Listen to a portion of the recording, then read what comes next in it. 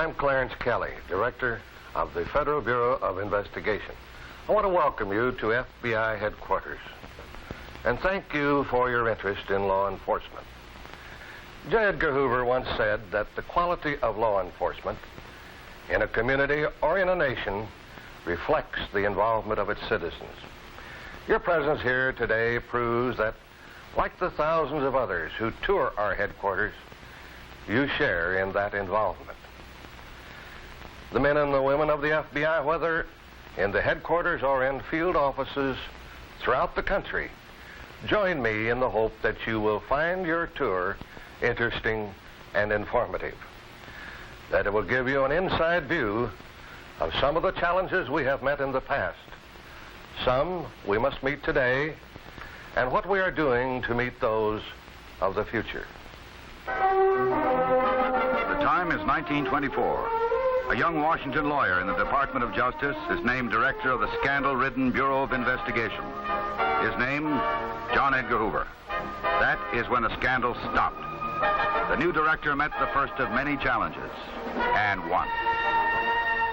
A few years later, when the name of the organization was changed to the Federal Bureau of Investigation, its reputation, like its seal, stood for fidelity, bravery, and most of all, integrity.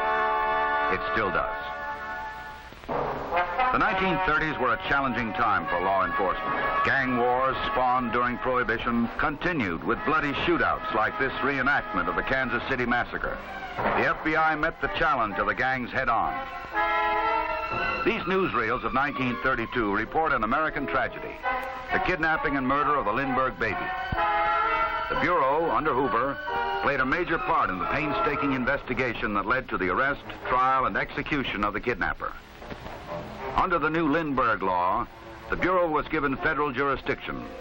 Using the thorough and scientific investigative methods which became their hallmark, they brought under control this threat to the safety of every American family, as they strive to do so today. From that time on, the FBI has continued its efforts for the safe return of kidnapped victims and the apprehension of the kidnappers. Another challenge to law enforcement in the 30s was a new breed of bank robbers and killers who terrorized the Middle West. These reenactments show how some of them met their end. John Dillinger.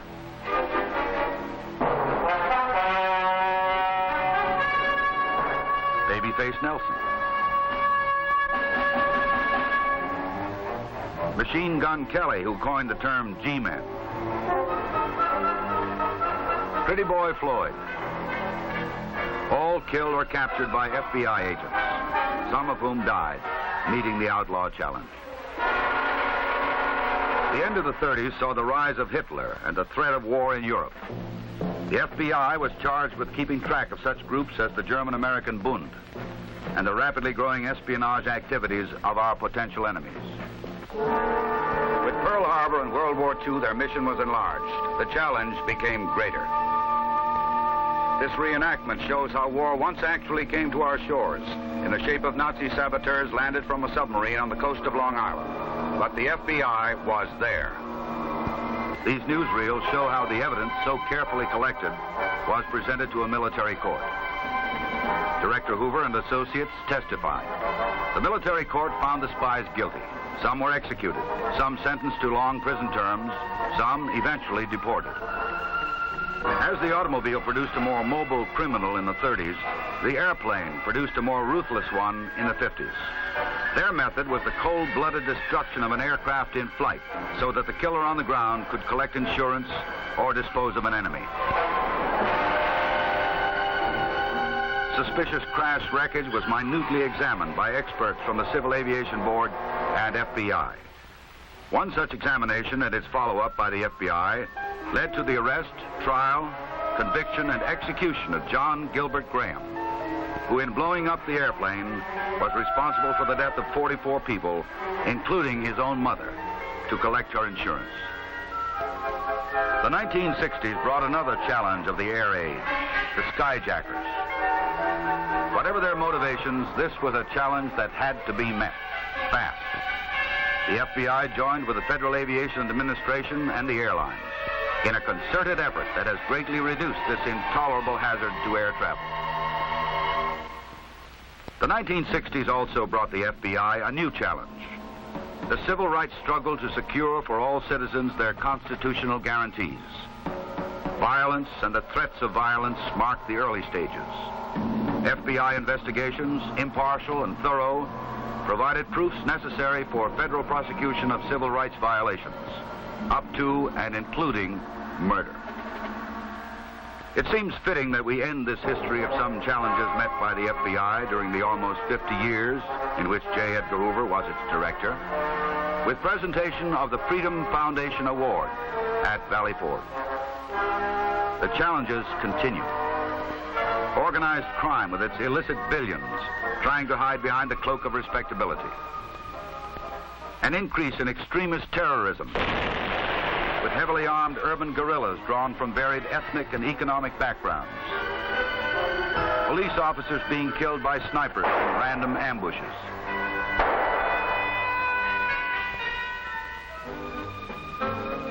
To meet the challenges of today and prepare for the challenges of tomorrow, your FBI remains in the forefront of both the training and technology for criminal investigation. This headquarters, as you will see on your tour, provides the most modern facilities from which to administer the nationwide FBI field offices. It also houses a better equipped and more spacious FBI laboratory, which includes such advanced forensic techniques as neutron activation analysis. Any law enforcement agency may send evidence for FBI laboratory examination and call upon the FBI examiner to testify. Both of these services are without charge. Other facilities are also being updated.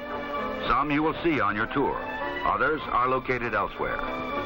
Fingerprint files, always an essential tool of criminal investigation, will soon be quickly classified by a computerized scanning system, a great improvement on visual search. The FBI's National Crime Information Center, with hundreds of terminals and law enforcement agencies throughout the country, provides instantaneous identification of stolen cars and other property, as well as wanted criminals. And finally, a university for law enforcement, the FBI Academy in Quantico, Virginia. The magnificent campus houses classrooms and laboratories equipped with the most advanced educational technology. The library provides extensive learning resources in books and audio-video equipment. The Academy firing ranges, with their close combat and other specialized training courses, reflect the realities of police work today. The Academy trains all new agents and brings experienced, seasoned agents at all levels back for refresher or specialized technical courses. The same facilities are used for the FBI National Academy, open to selected law enforcement officers from every U.S. agency and from many foreign countries. Successful completion of the National Academy course is recognized as a significant forward step in a law enforcement career, and graduates return to duty with a broader academic background and a heightened knowledge of technological advances in their chosen profession. It is only fitting that a recent graduating class presented to the FBI Academy this sculpture of J. Edgar Hoover, who conceived such a training program soon after taking office as FBI Director.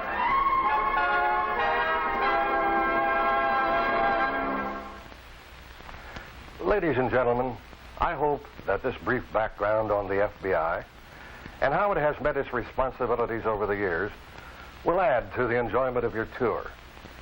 I do not want to leave with you the idea that there will be no more problems in the future, or that facilities and technology alone will solve them. As always, people solve problems. People meet challenges. The men and women of your FBI will continue to live up to their entrusted responsibilities in the spirit symbolized by our creed: fidelity, bravery, integrity. Enjoy the tour of your FBI.